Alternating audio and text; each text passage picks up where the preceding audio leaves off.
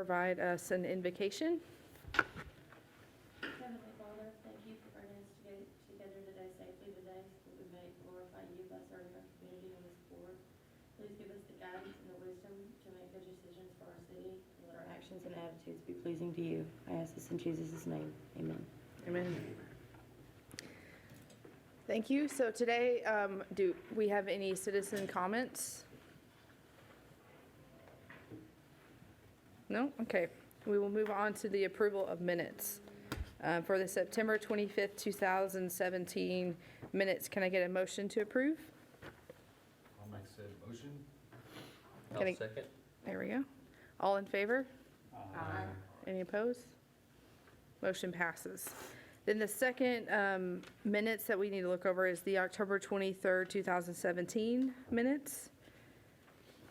Does anybody have any questions or comments? We can get a motion to approve. Approve. Second? So moved, or all in favor? Any opposed? No, so moved. Okay, so we have the consent agenda. All the reports and information are in your packet, but I'll give a brief overview of what was included in there from each of our different areas. As you can see, we have a couple of leagues that are beginning play. Most of the outdoor activities have ceased now that the calendar is starting to turn towards the colder weather, but we do have a couple of new activities that we're trying, the holiday Pinterest parties that our recreation staff has come up with that we're promoting and doing. It's just one day type events to get some interest in doing some things. Also want to mention that we've had an opening at Paula Martin Jones for one of our recreation assistants, and we filled that position. Actually, it's from the intern that we had this summer, Randall Collier. He's going to come back and start working with us starting 2 weeks from today. So I just want to let everybody know that we'll be fully staffed on the recreation side. As far as maintenance is concerned, we've started our winterization and actually our spring preparation. That's kind of how it starts is this type of year, or this time of year, and we take the opportunity to review where we are with everything, but then also make some improvements over the winter that we don't have time to get to during this busier time when we're working on fields all over the place. And so as you can see here, this is the restroom facility that's out at Lear Park near Kids View Playground. And you can see it has some from the drip line on the building, the clay stains on the outside of the building. It's not something that we've been very happy with, and so our staff took it upon themselves to do a little painting of that facility, and maybe a little bit hard to see on the screen there, but it looks much better. We're really pleased with again, that's one of those things where our staff just said, you know, we're not very happy with this. Can we make some improvements? And we certainly allow them to do that because it's really good for us, but then it's also good for them because it's using their ideas to come up with things. So anyway, our water fountains are being winterized, and so along a lot of our trails and our parks may not have water in the water fountains. So in case you do get a call or somebody does mention that, and the reason is, as you can tell, we've had some nights that have actually dropped below freezing, and so rather than spending a couple $100 to repair a water fountain, we would much rather spend the time to go out and drain them out and pull the parts out of them so that they'll be easier to get ready for the spring. So usually around March 1, we have all those ready by March 1, but typically depending on the weather, it may be a little bit sooner than that. As far as everything else going on, Heritage Plaza, as I had mentioned a couple of months ago, the 100 acres of Heritage is interested in doing a couple of projects over there, and they have funding in place to be able to add a canopy to the stage that they paid for last year. And so that's going to be going in place this winter at some point. We don't have the final plans on that yet. We're supposed to be having a meeting with the contractor over the next week or two, and so we would anticipate that getting done prior to March 1. And if not a little bit after, but certainly want to get it done prior to the concert series and everything beginning again out there in April. And then also in addition out there, they are along Green and Methvin Streets, they're going to be putting in electrical outlets for the food trucks. Food trucks have become more and more popular, and many of them operate off generators, but what we would like to have, especially at an event like that where you're playing music, is to be able to run off electric, so that it just reduces the noise that's out there. And so they're adding, let's see, 6 total outlets, I believe, on those 2 streets for 30 amp circuits, so that the food trucks can hook into them and utilize those instead. Guthrie Trail Extension, the contract has been signed, and we had pre-construction meeting, and the city has provided a notice to proceed. So the date on that is November 30th, which is this Thursday, and they'll be beginning mobilization and site grubbing and all of those kind of things. So you'll start to see some work occur, and they don't know exactly where they're going to start, if they're going to start between 4th Street and Hollybrook or Hollybrook South quite yet, but you'll see some work proceeding with that, and the contract on that is 1 year. So we would anticipate them getting done prior to that, but it's a 1-year contract before any damages may be assessed on that project. And then the last item is the Unified Development Code. Tomorrow evening, City Council and Planning and Zoning Commission have a joint meeting together to talk about a variety of the development issues in our codes, and getting it all under one area, so that it's easier for staff to be able to interpret and provide to developers. But the main thing is for developers to be able to know and understand everything that is required or asked of them within our codes, and to get them up to date with anything. So one item of particular interest to us in the Parks and Recreation Department is in the comprehensive plan. It was one of the top 27 priorities was to develop a parkland dedication ordinance. And so that'll be one of the items that is amongst the discussion items for tomorrow night. It's been going on ever since the UDC kickoff meetings, and it was identified in the report, and so we're progressing through that. Again, I don't have anything other than that to share with you guys as to what may occur, but as we move along in that process, I'd encourage you to, I'll pass along and share every information, but please contact your city council people or talk to planning and zoning about the importance of us having a parkland dedication ordinance to be able to provide for parkland for our future residents. We have a number of beautiful, wonderful parks, specifically in south of 80, but as you get north of 80, the number of parks that we have is pretty limited, and that's where the growth area is in particular for our community. And so if we don't have future parks for our future residents, then it does create an issue for us. So anyway.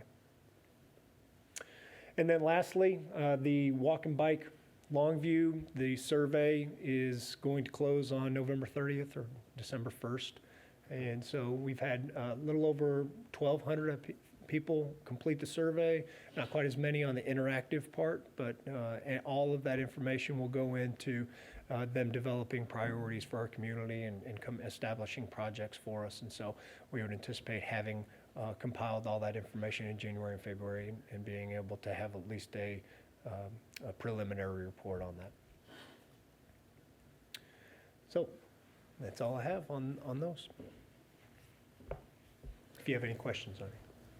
On the unified code development, you said for us to talk to people that are on that committee to kind of advocate. Is there any other way that we could advocate, or would they be an opportunity for us to go to that meeting and actually say something, or is it more like before the meeting talk to them?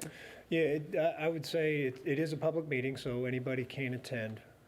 And so I don't know, we're having a meeting to figure out exactly what we're going to say and how we're going to say it, or what's going to occur with the consultant that we have on that project. But we haven't done that quite yet, so we should do that. I think we have it scheduled for today or tomorrow. So, okay. But then moving forward, the main thing is, number one, the need for one, and that's the main thing, and how that all fleshes out.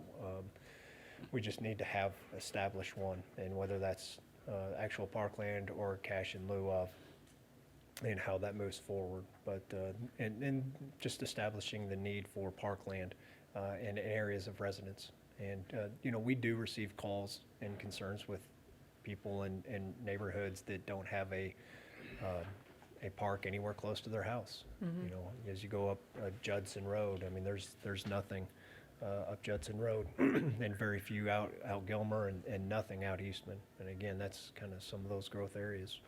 So. Okay. Any other questions or comments?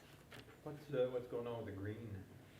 So the green is probably in its last month, hopefully, of construction. The main issue right now is getting vertical, which means the bathroom as well as the pavilion. The bathroom is still at they were supposed to be scheduled last week, but they didn't get all the plumbing work and the flat work done prior to that getting here, and so that should be in. All that work should be completed this week to get the bathroom in. And again, that's one of the precast buildings, and so it's pretty remarkable how it all comes. It comes in on a truck, everything's there, and they drop it in, and the next day it's open. So one day there's not one day, next day there is. So What you call a porta potty. that is definitely so that should be done next week. They put ryegrass down 2 weeks ago, so you'll see it actually greening up over the next week or two. And then the pavilion. The pavilion's really the main holdup at this point. And once that arrives, that and then the floor on the education area, it's going to be rock and stone and brick. And so they're working on getting all that stuff in. But pretty much everything else is done out there. It's just a matter of getting those vertical things going on. So. Is the official opening next spring? So Keep Longview Beautiful is working on a date and an event to kick that off. As soon as it's completed and we have substantial completion or turned over, then we'll certainly have it open for people to use on a daily basis. But we will hold off on reservations until after the grand opening, and then having any events out there. But there's no sense in really doing a big grand opening in January or February when people will just want to get there, go to the grand opening and leave. We want people to be able to actually stay for an event if we have one. And so that's what we've talked to Keep Longview Beautiful about is doing something probably in March. And so that's what it's looking like right now. And then what's up with the Julianne Park, the big hole that was created by the flooding earlier in the year? I know that it was plugged with some very large rocks. Mm-hmm. The last time I was there, though, there's still a pretty good drop from the edge to the rocks, and I was concerned, kids on bikes, I see them zooming through there, and they're not paying much attention, and Sure. if one of them ran off the edge of that thing, it'd be some broken bones, I think. Yeah, I haven't been out there lately. I know you'd mentioned that to me earlier this summer. And I know we're still waiting some more rock and everything to get out there. So I think the intent is to be up, so it's not quite as dramatic as what it is right now. So And even maybe backfilling, or just dirt over the rock wouldn't Right. be a problem, because the main thing was the erosion from the Right. water. I think the rocks have taken care of that. That shouldn't Sure. happen again. But now you've got kind of, like I say, an odd drop off there. So. Sure. Yeah, we'll take a look at it. But I know we're waiting for some more rock to get put in there too. So like I said, it shouldn't be quite as bad as what it is currently. So. Yeah, I'm only concerned about kids, because I know now the erosion's got to be taken care of with that. That was a load. Yeah. So, yeah, all right, cool. Do you know what the size difference is in the pavilion that's going to be at the Green versus Heritage Plaza? Heritage Plaza is basically just a canopy, so it's like 12 by 20, I believe. Whereas the one at the pavilion at the Green is going to be 30 by 40, I believe. More is like what Teague? It's even bigger. Well, it's more of a pavilion more similar to what we have at some of our other parks. Oh, like, okay, yeah, like, not quite as large as McWhorter Park, Yeah. but more, it's another good one that would be similar to. But, yeah, I mean, it's quite large, so, and so it'll be noticeable. So it's mainly for like people eating lunch and sitting underneath it? It is, yeah. Okay. Yeah, it'll have, it could fit, I think, 12 to 16 picnic tables underneath it. So, whereas like the canopy at Heritage Plaza would be able to fit like 4. So, Yeah. Okay. yeah, so you figure, let's see, tile-wise, 1, 2, 3. Yeah, so Wow. the area covered will be about the size of this room. So Wow. so it'll be quite large. Be able to do some nice events there. Challenge out at that site's gonna be parking. There are only 32 parking spots, so that's the biggest challenge there. And food trucks are allowed too, are they not? Food trucks are allowed there, and actually we have 4 spots, 6 spots. Oh, Desi- specifically for, that would Specifically, fit them? Ah, They're longer so that school buses could get in there and Yeah, turn around. yeah. But then also we have the spots with electrical pedestals there so they can plug in Oh, there as great, well. wow. So, yeah, we used a little foresight in Yeah. that. So we hope for that to be able to be one of those venues where, we do the Food Truck Fridays or a number of different events like that, so. Have we heard any more from our skateboard friend? We've been in email communication back and forth, and he's actually raised a little bit of money to hire a consultant to do a little design. Yeah. And so we've been talking about all of the issues and that kind of thing. So it's still progressing, and he's had some good feedback from people on Facebook and everything. So I think there continues to be a little momentum on that. I wanted to ask about the Guthrie Trail. I'm sure I've been told this before, but we got phase 1. How many phases are there? 3 phases. So All right. phase 1 connects 4th Street, make Cargill Long, down to Aiken Trail. So, and then phases 2 and 3. So phase 2, Oh, yeah, I don't that's know, down. is gonna continue it all the way down to Borman, 2 or 3. And again, with phases 2 and 3 are lumped in as one project, but, as far as the funding is concerned and the grant that we received on that. But I don't know if phase 2 is the continuation from north to south, or if phase 2 is gonna actually jump from 80 and go north, or how that's all gonna work out. Again, it kind of depends on the contractor and how they choose to go about that. I do know in talking to, speaking of phase 1, which is going on, when we met with the contractor, he said it was, the lead time on the bridge alone is 120 days from the time of order. Okay, that's what my next question was gonna be. How long is that first phase, are they projecting?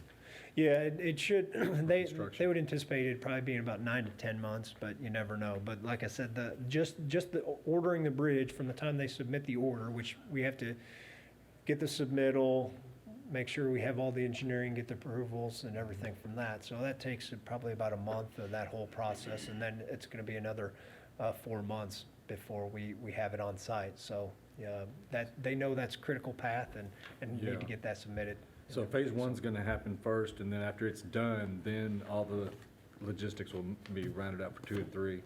Yeah. That's the plan. Phases 2 and 3 will, we'll begin the process of engineering and final design next year.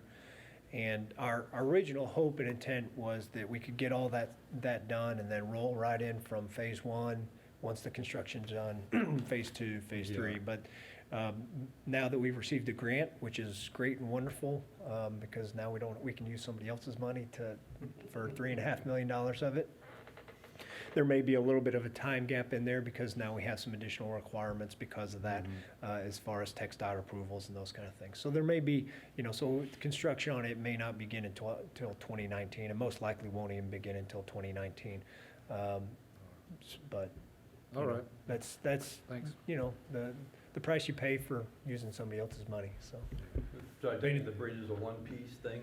yes, And then it'll come they in. do all the foundational work, obviously, and then Right. bring it in. Wow, that's kind of cool, though. Yep. That's a great way to go. And we have 2 bridges on on phase 1, so, there's, and then, I can't remember on 2 and 3, I know there's, we're going under both Judson and McCann, and so there's not a bridge on those portions, but I'm trying to think if seems like there was one bridge, yeah, right at the end across, to get over parallel 80, yeah, so I know there's at least one there. So.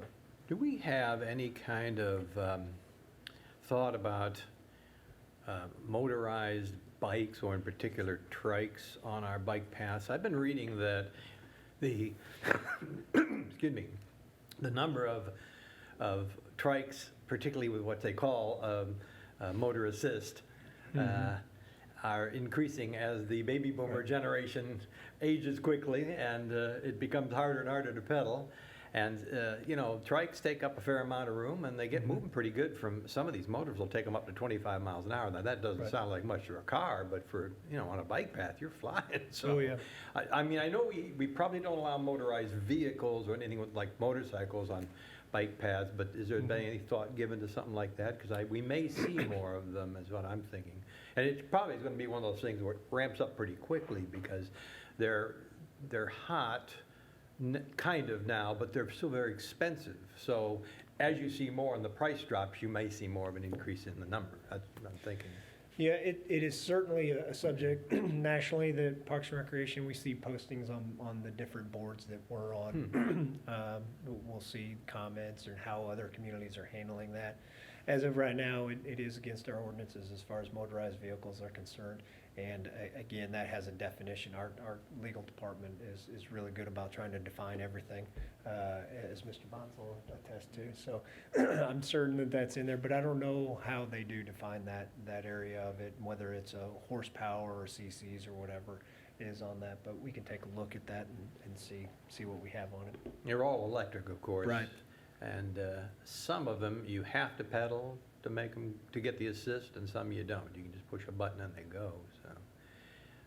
But I was surprised some of the cities that have some really extensive bike paths like Atlanta and that, how many people, there's whole clubs and stuff that go out, and they're like bike gangs, trike gangs, you know, I mean, except that they're all in their 60s and 70s, and, you know, and they exchange grandchildren stories, but that's, you know. Yeah, we'll take a look, I'll take a look and see what specifically our ordinance say and how it defines it. And we haven't had any that I know of calls or concerns about that yet, but Yeah, certainly it's. just throwing it out there. Well, it's something to be mindful of, and so we can be, you know, if we need to take a proactive approach to it, we can. A lot of it comes into education, which is, you know, what I've spoke extensively on in the walk bike Longview is there's a huge educational campaign that needs to happen in our community and the surrounding communities about what can, should, and does occur on our sidewalks, trails, and our roads as far as pedestrians and motorists and those that are on bicycles. Just education, the whole safety aspect, because we get a number of people that say something's illegal, which isn't, or stuff there, or, Yeah. you know, unfortunately, bicyclists do break the law, you know, by going straight through red lights and those kind of things. So it works both ways. I don't think there's just one party that is the main problem, but, you know, we just need to educate everybody on some of those types of things. And under the build it and they will come kind of thing, I can't help but think that the more we add, in fact, once we eventually do connect Cargill and Guthrie, it could be extremely popular for people who want to do that. Then they get halfway and go, I'm out of gas. I mean, internally, so Yeah. they, you know, you might find motor assist's more popular with people who want to try Yeah. it. Yeah, even for years, I've had a bike with a little electric battery pack on the back, and it looks like a normal bike. You'd never know it unless you. Right. Yeah, the Knew what motor's you were in the looking like. back hub, right? Or at least- Yeah, it looks like a back hub, Yeah. and it's just got a battery pack about that big underneath the bike seat. I'm looking at them, I tell you what, the trikes are fun, you know, you can carry a lot of stuff and. Oh, like I said, mine looks like a normal bike. You never know it. Good deal. Well, Do go we ahead. have any update on the new Hensley? How's that coming along? Nothing to report at this time, other than, from what we understand, after the first of the year is when the final decision on that will be made and that kind of thing. So I would anticipate it'll be, hurry up is, if it does get the approval process, then it'll be, Right. let's go like yesterday. So, again, the city has not been, holding any of that up. It's been, with other agencies and entities and the developer themselves more so than the city.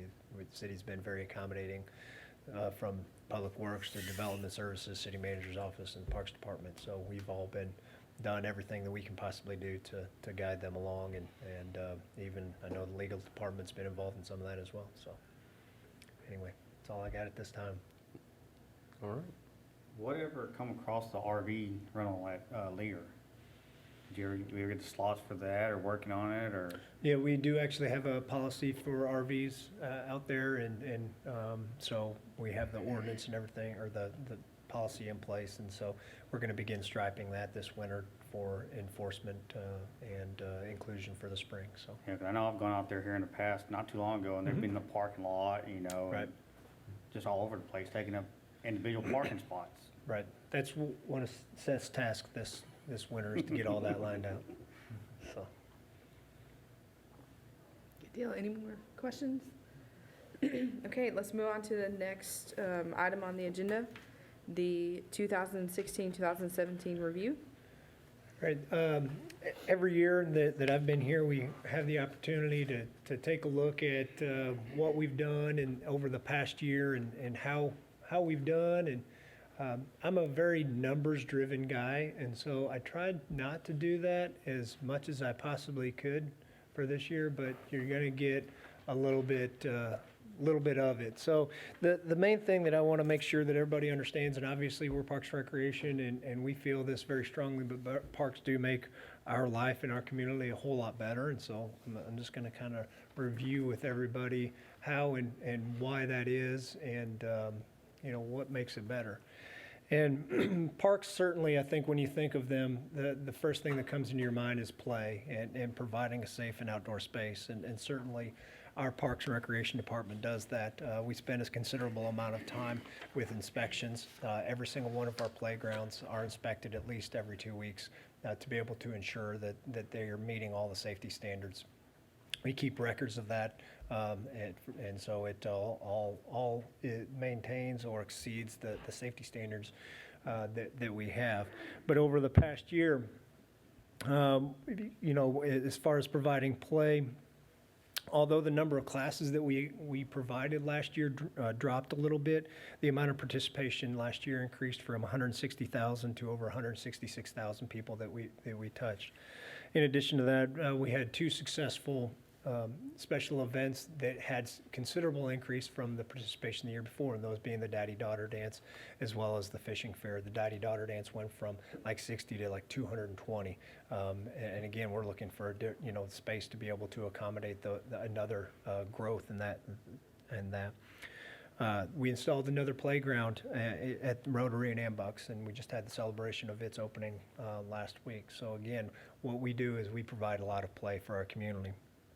Certainly, the other thing that comes to mind pretty quickly is nature and providing those serene and beautiful spots in our community. And we've done that. Certainly, we talked about the green and its construction for this year. But we also have Guthrie Trail and Phase 1 that'll be beginning, as well as the Arboretum. We haven't mentioned the Arboretum yet today, but the Arboretum continues to be a process of them fundraising in the city. It's a city park, and we would anticipate them beginning work on that next year. I know it's a little bit later than what some people have hoped, but it's a long process and a hard process to be able to privately raise that amount of money that is required of that. And it also requires a lot of our time to be able to do our due diligence and how we're going to be able to maintain such a facility and working out all those arrangements and agreements. And so as we move forward, we're going to be able to provide our community a wonderful spot to be able to view nature and experience it. With exercise, we had the opening a few weeks ago of the Miracle League, and again, that's an opportunity for a lot of our residents that haven't been able to participate because of their mobility or ability issues in sports or activities or events in the past, and they'll be able to do so now. And so being able to do that is great for us as a department and us as a community. We also began tracking our trail use. Again, one of those questions that people have asked us all the time is, how many people use the trails? And so we now track the daily use of our trails, and we get over 388 users of our trails daily. And that's a pretty significant number. I'm sure we're missing quite a few out of that, but again, that shows the amount of use that our trails are receiving. And we begin really promoting the use of our recreation centers, our two primary recreation centers, whether it's Paul Martin Jones or Broughton Recreation Center. And both of those had consistent use from the previous year, but in looking at that, one of the projects that we're working on for this upcoming year is the marketing plan to be able to better utilize those facilities and increase the use of them. With our parks, we have adopted a park ordinances so that we can establish the value of those moving forward and make sure that they're maintained in a good working order. We've established rules that allow for us to maintain them better and people to understand what should and shouldn't occur within a park. Lastly, I think one of the things that is missed the most is the impact that we have on our economy. And we talk about it quite a bit, specifically when it gets down to sports tourism. This past year, we increased the number of tournaments by 10, so 72 2 years ago to 82 this past year. And as you can see, it generated over $5 million in economic impact to our community. So what that equates to is $74,000 of sales tax revenue for our community. And although that doesn't seem like a whole lot, that's a good amount of revenue that we can use for all of the city services, not just Parks and Recreation, but the community as a whole.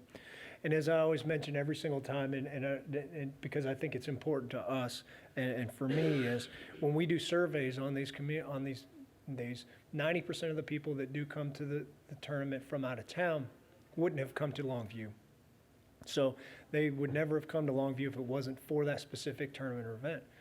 Just as important is 95% of the people that are local teams that are participating in those tournaments, 95% of them would have gone somewhere else had we not had a tournament here. So what that means is people are coming in that wouldn't come to Longview if this wasn't here. But then also people that are residents here will be leaving and spending their money somewhere else rather than in Longview. So again, we don't count any of those dollars in any of our numbers, but as you can see, we have quite a bit of impact on what is going on. So the moral of the story is, parks that make life better. We do things from everything from the littlest ones to the oldest ones, and they enjoy what we have. And so as we look at it, I can't help and get away from the numbers aspect of it and how we compare to other communities. And so the NRPA, the National Recreation and Parks Association, does surveys, and you can input and upload your data, and then we have the ability to be able to pull out some of those numbers as how it relates to us. And so this is specifically looking in Texas at communities that submitted their information at population less than 250,000. So I wanted to be able to compare us to a little bit bigger and get those. So there's about a dozen communities that submitted their information. And so when we take a look at how Longview does in comparison to other communities, what we spend per capita is much less, because Longview's there on the left in the blue and everybody else is in the green. What we spend on our parks per capita is much less than what others do. And I think if you go to any of our parks and you go to some of these others, I don't think you can say if you didn't know that information, you wouldn't think that, because the quality of our parks is very, very good. But it just shows the efficiency that we're able to operate within our parks. And again, the amount of revenue we generate off our Parks and Recreation system is on that lower portion of that. Part of that, I believe, is because of our indoor recreation center space, and we don't have, the Park Master Plan, comprehensive plan has identified as us lacking about 40,000 square feet in indoor space. So it just limits the amount of programming and opportunities that we have to do stuff. And then the one that I always like, because people like to ask you how much tax support you have, and then how you spend that compared to your population. And again, when you take a look at that amount, what we receive in tax support, the expenditures per capita is pretty low compared to what other communities are spending on their park systems. So again, to just try to take a look at it, when you take a look at the number of the acres per residence, again, the reason why I talked about in the beginning, the Unified Development Code and the need for additional parkland is we're already on the low end. If you just want to take a look at comparison communities, of parkland for our residents. We're already on the low end. As our population increases and we don't increase our number of parks, that's just we're gonna get further and further behind. It's interesting to note, though, that the number of parks that we have, okay, is as high as many other communities. So what that means is we spend a considerable amount of time getting to and from smaller sites to be able to maintain, which, takes more time to be able to do that. It spreads our staff much more than what some other communities are able to do. Again, even though it takes a whole lot to maintain Lear Park, it's a whole lot easier for us to send 6 and 8 guys out to it, and guys and gals, sorry, out to that park than it is to send them to a 1 acre park or a half acre park. And now we're having 1 or 2 people go there and go spread us out. So again, I always like to say, how are we doing compared to ourselves? How did we do compared to last year? How did we do compared to a couple years ago? We're doing better. How are we doing against other communities? How do we compare? I think we compare very, very favorably, especially for what we put into Parks and Recreation here in Longview. We just need to continue moving that forward. And so when we specifically look at how we did last year compared to when you look at the revenue and expense wise, again, when we're broken out into 2 separate funds. Parks and Recreation are in the general fund, and then the Longview Recreation Association, which is our programming side of it, is its own separate fund.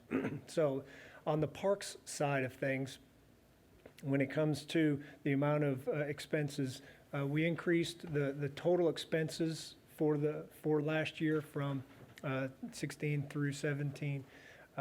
And as you can see, we compare pretty favorably. The main difference is in that bottom line on the capital side of things. And some of that was in some of the purchases that we made towards the end of the year, which were done through budgeting that we had requested for next year, but we were able to purchase this year. So with the city manager's approval, we were able to do a little bit more this past year than what we did 2 years ago. But when you take a look at next year's budget, again, we talked a month or 2 ago after the budget had been approved, I had mentioned that we do have a very good budget. We feel very good budget being able to move forward within our Parks Department. So again, I think we've done a good job in utilizing the taxpayers' dollars for our park system. So when it comes to recreation, again, it shows that we have about $100,000 that we spent last year as compared to the previous year. The bulk of that is in personnel, and there are 2 things that occurred there. Number one is we shifted about 3/4 of Seth's time and his cost to a different fund, the longer our LRA fund. So that reduced that amount, but then also we were much more efficient in our use of part-time and seasonal staff at our pools. We, again, challenged our staff to make sure that we're still meeting all the codes and responsibilities, but also being able to schedule better to be able to reduce our spending. And so we were successful in doing that. So again, for next year's budget, again, we have a very, what we feel is a good budget to be able to move forward and provide the services that have been there. The other big story that I always like to tell is, it's not all about the expenses, but it's about the revenue that you generate as well. And if you had seen the 2015 revenue, which is not on here, we generated about $220,000. So our trend is moving up and being able to generate additional dollars. To be able to generate 20% over the previous year is a little unrealistic to continue, but we would hope, my goal for this next year is to get $100,000 in revenue generated. And again, that would take a considerable jump, but again, if you don't establish a high bar, then there's no sense in doing that. So again, I know that's one of Seth's challenges moving forward for this year is to be able to do that, and he's working with staff to be able to do those types of things. I mentioned the Longview Recreation Association, so this is a fund on its own, and so for the past 2 years, we have a surplus in revenue over expenses, and that's in programming that we do and operate. And again, just as on the recreation side in the general fund that had a decrease in personnel costs, well, we had an increase in personnel costs here because we shifted those costs over into this account, which means that we had a less revenue generated overall as compared to the previous year. But even though we have a budget next year of, we may lose a little bit, we don't anticipate that happening because we're going to work to make sure that we keep that going. And so we have a healthy fund balance in the LRA fund. Prior to me getting here, it was having a steady decline in the amount of money in that fund, but we have a healthy balance now to be able to do some special things in our programming and in our events that we have. Again, that's we want to make sure that whatever people are putting into our program and into our parks and our system, that we return back to them, because that's what it's all about. So, it's a lot of information. I tried not to do too much on the numbers, but I just can't help it. So, anyway, I can tell you the number of water fountains we have and all that kind of stuff, but that would really bore people. So if anybody has any questions, I'd be happy to answer those. Yeah, just got a few questions about some of the numbers in the budget. Yes, sir. First thing that comes up, current year to date versus the budget for laundry and cleaning supplies, looks like you're a third of what you budgeted for that. Where did all that savings come from? Part of that is we had turnover in staff, and so we didn't have staff the entire time for that. We were down 3 and 4 staff, throughout the year, and so that it does impact it, because now we're not having to buy the new uniforms, but then also launder and all those kind of things. So 3 to 4 staff members can have an impact of almost $14,000? And we probably had a higher budget than what we needed to also. Okay, so I guess that's, fixed going forward, yeah. Yeah, we did some reallocating of some budget numbers, or budget dollars from, we looked at a lot of those as to make sure that we're putting the allocations that are provided to us in the best use possible, so. What are these blanks that I'm looking here at for the bridge as far as previous and current year to dates versus the budget? We just didn't spend dollars in those accounts, so, in current year to date. Okay. So there's just been no bridge maintenance this year, Right. is what you're telling me? Right, specifically coded to that account, so. Okay. It may have, we try to, everything is broken out. There are, as you can see, nearly 100 line items in parks, and then another 100 in recreation, and you wouldn't even want to know the number that are in LRA, because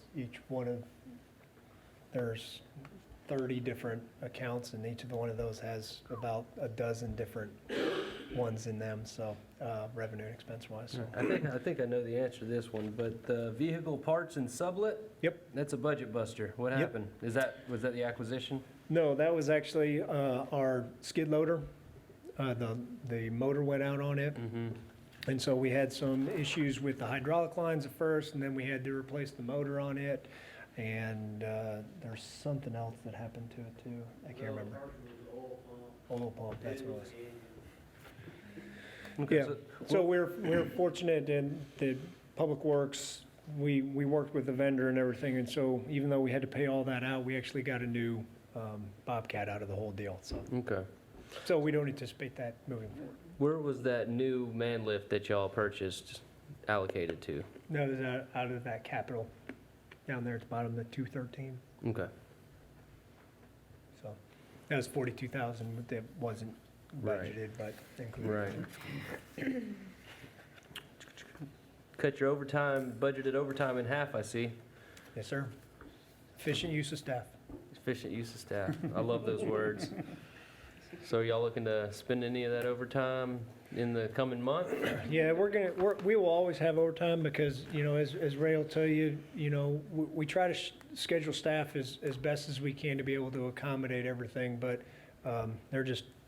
we have more, our parks are open from early morning until late at night, and they're open 7 days a week. And so as much as we'd like to be able to schedule people just to work on weekends, it proves to be challenging for them and their families, but then also we still have other work that needs to get done. And Right. so, we have ball games that go on Monday through Sunday, and they don't take a break, and pavilions and bathrooms that all need to be cleaned, similar to what police and fire do. And so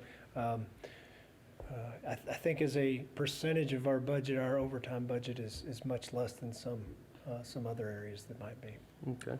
What about insurance for the parks? There's no year-to-date or budget at all for that? Yeah, the administration changed the way that the allocations were put together, and so it was just shifted into a different account. So Okay, so it's not coming from parks at all? it is, it's just in a different line. Okay.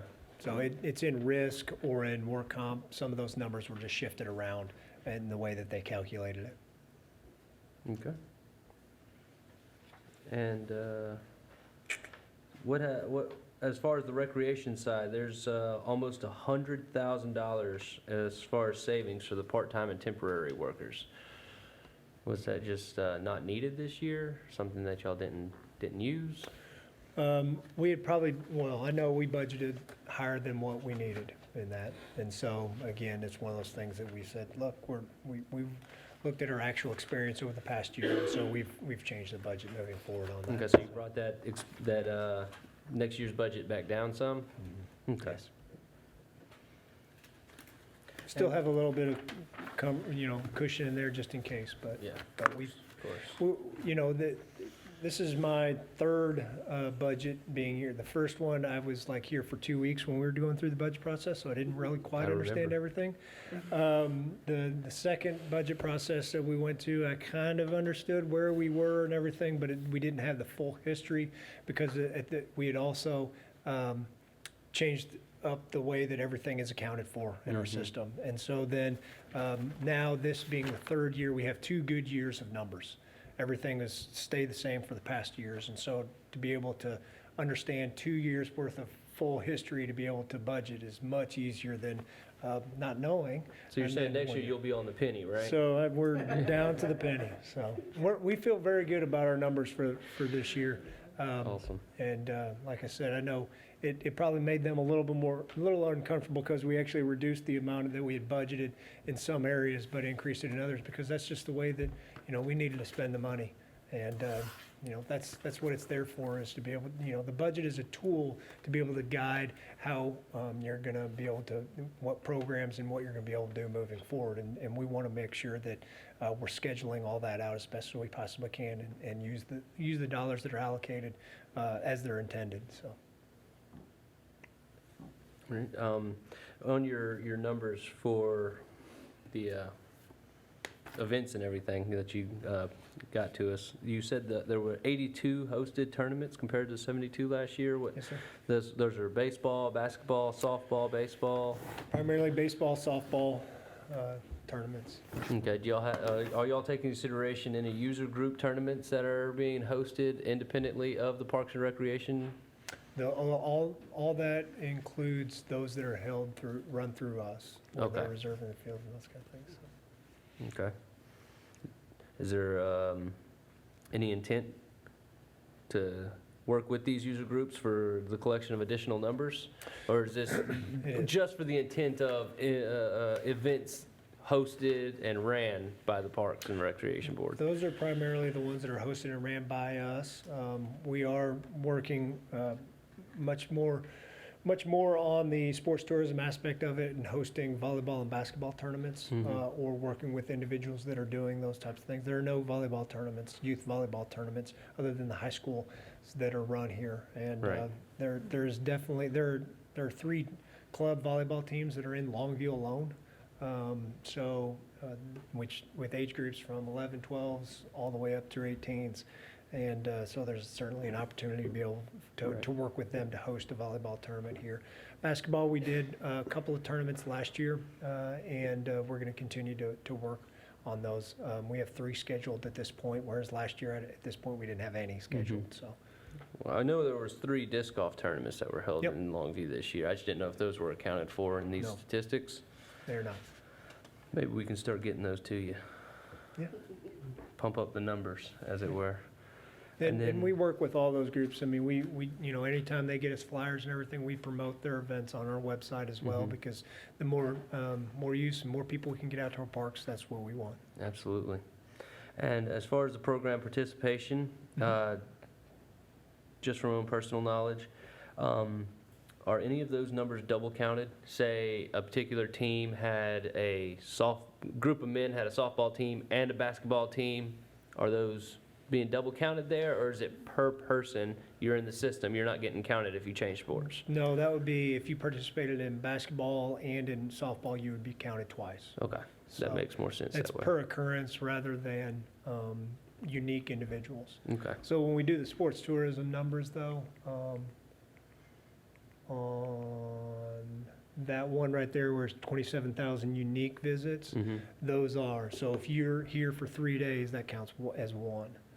okay, So when we say 27,000, most tournaments are 2 days, so you can say certainly the attendance by visitors you would double that. right, If it's 2 day, 3 days, obviously that much more. So we do, on the sports tourism side of things, we do track the unique visitors. Now, if you come this weekend and next weekend, that's 2 different unique visitors, okay, because those are 2 separate visits. right.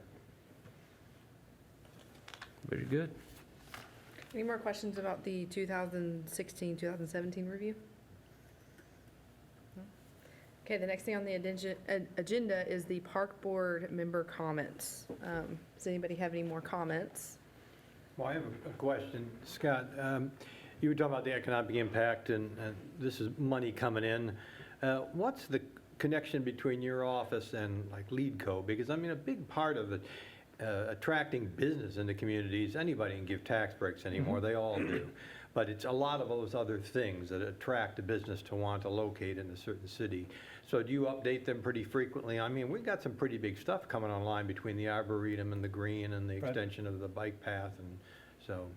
Absolutely. We provide them with all of the numbers and the information about what we have going on and those kind of things. And it's funny to mention that because Wayne Mansfield, who's the director over there, and I, after a council meeting 2 weeks ago, we said, we need to get together and talk about all those kind of things. So I would anticipate moving forward, we're going to work a little bit more closely on being able to help them in promoting our community as companies are looking to relocate or expand, and be able to do that. I know I did that up in Missouri. We were part of the promotional video that they had put together, because again, a lot of these companies, as you can see with Amazon, with their second headquarters, a big part of what they're asking for is what there is to do for their employees, and what are the park aspects of a location that they could be in. So it is important to companies as they move forward, but the ultimate one we don't have control over, which is the almighty dollar. So I have a question about in your email you sent us out, was the December the 11th, comprehensive plan is meeting, and they're having a subcommittee about parks. yeah, right. Exactly what is that? And, I mean, should we go? What type of input are they looking for? That kind of thing. So the comprehensive planning committee at this point is essentially it's operating as, okay, the city council approved the plan in 2015, and so there are a number of projects and items listed in there, and so staff has been tasked with trying to get as much of that done through the budgeting process and everything, but the committee is then talking about the priorities of all those different projects and how they can get done as well. And so there's just another tool for city council to be able to utilize and make decisions moving forward on budgeting and those kind of things and projects. And so the meeting on the December 11th is specifically broken out into 3 different areas. One on parks, one on general government buildings, or facilities, and then police and fire. Those are the 3 subcommittees essentially that are together. And so they asked us, the parks subcommittee is taking a look at the recreation center, the trails, and park, just general park improvements, including like Lear and those kind of things. And so we've put together, along with Public Works and Engineering, kind of what that project list looks like, and so we'll be talking to them about what they would like to do, and how they would like to move forward with that, and where we're going to go. So because there's a lot of projects, and that's kind of, you know, that's what the committee's, overall, the comp plan committee said is, you know, we got a bunch of different interests, so we need to try to figure out, you know, on each of these different areas where their priorities lie, and then each subcommittee can come up with priorities, and then the committee as a whole can then look at those and then possibly take a look at how we're going to be able to fund and move forward with those. And then whenever it comes to data, I know that we were, looked at food trucks, you know, going into parks, and do we have data associated with them in parks, or do we need to revisit that? How's it going? Sure, we have not had anybody that has reserved or a park for the specific purpose of utilizing a mobile food unit. So that has not occurred to this time. So the ordinances were just changed back in October to allow them to be on Methvin Street there at Heritage Plaza during the day. And so I believe there are 2 that have gotten a permit to be able to do that, but that's done through development services and those kind of things. But specifically for that, food trucks are primarily a special event type thing, and so that's how it's been handled. It's pretty much just on a special event basis rather than a, you know, Tuesday they decide they want to hook up at a park and hang out. So I think that's the vendors figuring out their business model and what works best for them, so. Okay. And then the Arboretum Board is presenting to the city council. Have they presented to us, or do they come to us, or is it more of just they go straight to city council for that? Yeah, they have not, they received approval for a park and moving forward with city council, you know, 3 years ago prior to me getting here and everything, so that's kind of pretty much where it's been. Okay. But certainly, that's why I keep updating you guys on all that information and everything. But we could certainly have them come and talk to you guys as well about their plans and ideas and thoughts and everything. A lot of it's just, we have been working on is just the operational aspect of it, certainly guiding some of the development and how it impacts the operations of it, but figuring all that out, so. Okay. Do you have any questions? I notice you have the trustees working in Teague Park now. On occasion, we do. They do a great job. Yep. They do a great job. I see them out there. So I'm very proud of them working as hard as they do. Sure, And absolutely. the park is a lot cleaner, Oh, yeah, a lot cleaner. Yeah. Because I used to have to pick up a lot. I don't have to pick up that much now. That's good, Yeah, so that's good. I'm very proud of Teague Park. Yes, sir, yes, ma'am, it looks sharp, it really does. Good deal. Well, in the interest of time, I will adjourn this meeting. Thank you.